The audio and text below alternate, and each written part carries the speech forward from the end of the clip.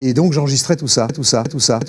Puis un jour j'ai commencé à trafiquer les sons, mais sans savoir que ça allait être en fait finalement mon vocabulaire ou la manière dont j'allais faire de la musique plus tard. Passionné par le trafic sonore, quoi, le design sonore. Maintenant, le musicien travaille comme le peintre ou le sculpteur, c'est-à-dire directement sur la matière. Et on a toute liberté pour établir son plan. C'est une autre manière d'aborder la musique. Et ça, je l'ai senti vraiment très tôt, et en étant convaincu que ça allait être, à un moment donné, la musique la plus populaire dans le monde. Je me dis, on tient notre évolution. Ça a changé complètement la manière de faire de la musique de manière complètement originale, et va obliger à nous resituer comme citoyens de la planète, mais comme créateurs aussi. Il faut plutôt s'en réjouir, ou pas d'ailleurs, mais en tout cas, c'est effectivement la prochaine révolution qui nous attend. Ma position par rapport au sampling, c'est qu'effectivement, c'est un des aspects fondateurs de la musique moderne. Tout le monde remixe tout le monde.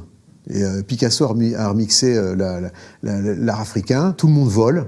Parce que, comme dit Banksy, le talent s'inspire, mais le génie vole. C'est le résultat qui compte aussi. Les gens qui volent simplement parce qu'ils sont des voleurs, c'est complètement différent de gens qui volent parce qu'ils en font quelque chose de particulier et de personnel. C'est aussi ça, la musique électronique, ce qu'il y a de particulier, c'est qu'il y a un côté bidouille aussi, il y a un côté bricolage. C'est un travail assez solitaire, on est tout seul dans son studio, un peu comme un écrivain, un peintre. Et cette jubilation de détourner, de reprendre, de collaborer avec des gens, c'était une approche qui était extrêmement libre. Et ce blues, c'est quoi? C'est finalement le retour un peu au moment de l'adolescence, quand on est ado, et qu'en fait toutes les portes sont encore ouvertes, et qu'il y a cette espèce d'inquiétude, on est en perte de repère.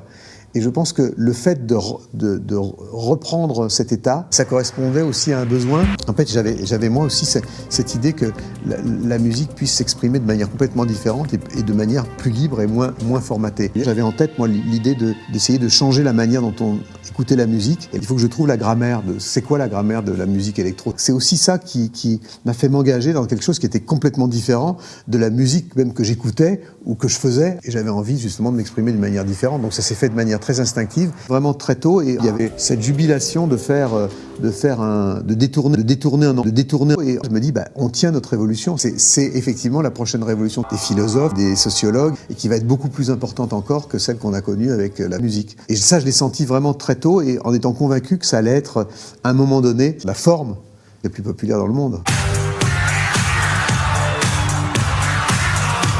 Période dont on parle peu d'ailleurs dans l'histoire des philosophes. Maintenant, travaille comme le peintre ou le sculpteur, c'est-à-dire directement sur la matière. Et on a toute liberté pour établir son plan.